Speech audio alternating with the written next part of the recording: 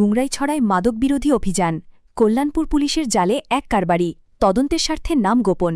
খোয়াই জেলার কল্যাণপুর থানাধীন গুংরাইছড়া এলাকা থেকে বিপুল পরিমাণ অবৈধ নেশা সামগ্রীসহ এক কুখ্যাত মাদক কারবারিকে হাতে নাতে আটক করেছে পুলিশ। এর আগেও সে এই নেশা কারবারে যুক্ত ছিল অভিযোগ জনগণের। ইদানিং ফের একবার নেশার সাম্রাজ্য গড়ে তোলে ধৃত ব্যক্তি। কল্যাণপুর থানার অফিসার ইনচার্জ ওসি আশিস সরকার জানিয়েছেন, গোপন সংবাদের ভিত্তিতে আজ কল্যাণপুর থানার পুলিশ গুংরাইছড়া এলাকায় এক ঝটিকা অভিযান চালায়। তল্লাশিতে তার হেফাজত থেকে বিপুল পরিমাণ নিষিদ্ধ মাদক সামগ্রী উদ্ধার করা হয়। মাদক পাচার ও মজুতের অপরাধে পুলিশ তাকে অনতিবিলম্বে গ্রেফতার করে থানায় নিয়ে যায়। তবে ওসি জানিয়েছেন, এই মাদক চক্রের মূল শিকড় ও এর গভীরতা কতদূর পর্যন্ত বিস্তৃত তা উদ্ঘাটন করার স্বার্থে এই মুহূর্তে ধৃত অভিযুক্তের নাম ও পরিচয় প্রকাশ করা হচ্ছে না।